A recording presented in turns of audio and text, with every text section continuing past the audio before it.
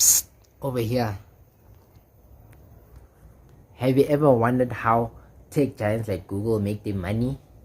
Well, guys, I finally discovered the secret of how they make their money, and it's in a sinister way, guys. You won't look at Google the same way ever again. Let me show you how they make their money. Are you ready?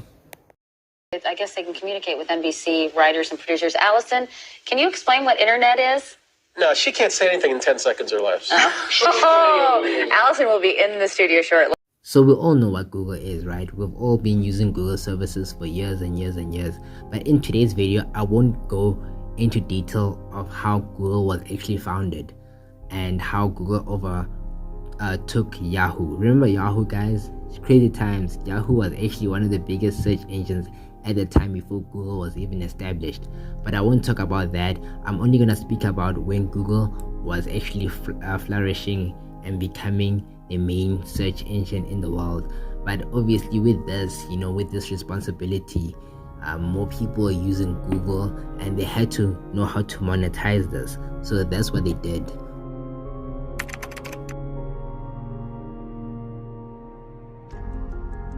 Google was getting a lot of information from people using the search engine. But if people went directly to the website, that's bad, because Google doesn't know that and they're losing money. So they developed a browser which is now the most widely used app. By getting people to use Chrome, they were able to collect information about every single website you've visited, whether or not you were using the search engine. But of course, even that's not enough, because people do a lot of things now on their mobile devices and on their computers without browsing, and Google wants to know what people are doing even when they are not online. So Google developed an operating system which is called Android, which is a dominant operating system on cell phones. So Android records what we're doing offline. Then as soon as you connect to the internet, Android shares your info to Chrome so that they can sell your data to advertisers. Alright, so what we know now is that Google sells our information to advertisers, right? That's what we learned now. And now I want you guys to search this website that I'm going to put on the screen right now. Basically, when you search this website, it's going to show you basically a profile of you. Literally, guys, it's scary. Like, I really want you to try this out. Check this profile out. It's gonna more or less determine how old you are and what kind of brands you like. So let's take me for example. I'm someone who likes Nike clothing, apparel. So they're gonna mostly show me Nike things. They're gonna show me Nike sweatpants, Nike shoes, latest Nike sneakers, and they know that I'm into sports. I support teams like Barcelona. So Barcelona is associated with what? With Nike. And then they're gonna show me a lot of Nike athletes like Mbappe, even if he's not playing for Barcelona, but they're gonna show me those athletes, because now their main goal is to keep you on the platform for as long as possible. So if they keep the viewer, the audience, whoever's searching on the website for as long as possible, the algorithm is gonna get to know you better. And once it gets to know you better, they're gonna sell that information to advertisers. Because now when you search on Instagram or something, next thing you know, you'll be checking out a lot of Nike posts. You'll be like, wow, Nikes, I see this on Instagram. Oh, now I'm seeing this on Twitter. Oh, now I'm seeing this on YouTube. I'm seeing a lot of Nike things. And then you're asking yourself, is this a coincidence? No, guys, not a coincidence. It's already sold you data to advertisers. Alright guys, so now I want to talk about the Android operating system. Why does it actually exist? Well, it exists because back in 2007, when Steve Jobs launched the first ever iPhone, that was revolutionary, because now it literally changed the game. Because now people are not dependent on computers anymore. Now they're going to use their mobile devices as the primary source of information. But before that, we used to go to the school library, or we used to go to the internet cafe to do our researches on PCs.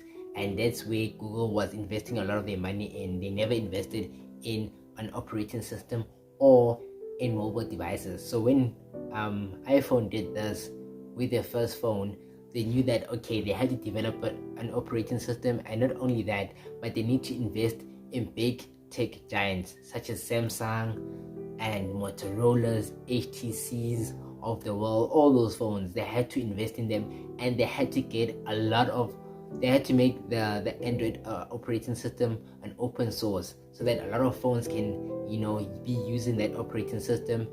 And if a lot of people are using that operating system, it means that they have more information about more people, which means they have more information to sell to advertisers, meaning more money into the bank.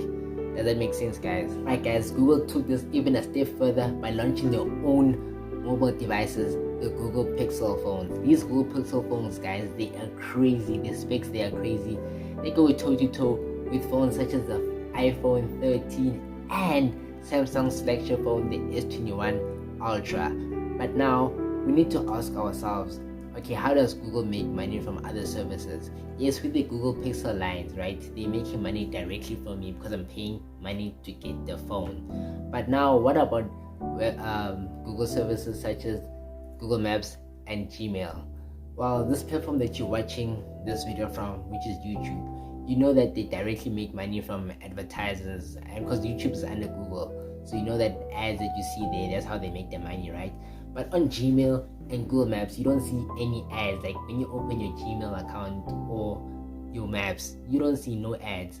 Well, this is how they make money. So on your Gmail, right, on your emails, the algorithm tracks what keywords you're typing, and if you type those keywords a lot, well, they're gonna sell you that brand a lot.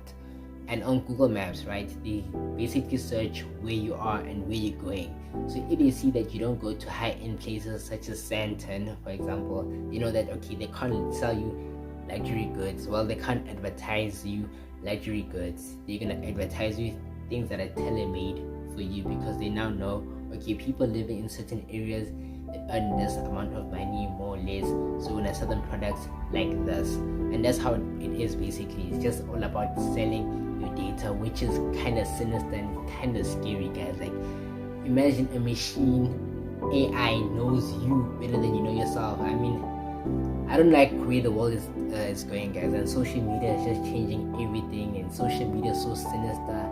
Like now it's just affecting a lot of our views and our self-esteem. Like guys, like social media is just crazy. And yeah, basically that's how Google is making money in a nutshell.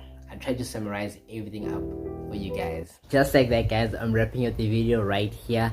I hope you guys enjoyed today's upload, and I hope you guys got to learn something about how these social media platforms and these tech giants are making their money by selling your data. And if you enjoyed today's upload, please give it a thumbs up. It helps the channel grow. And if you happen to be new here, welcome. Why don't you click subscribe, turn on that notification bell, because I do drop a new video literally every single Sunday and you don't want to miss it.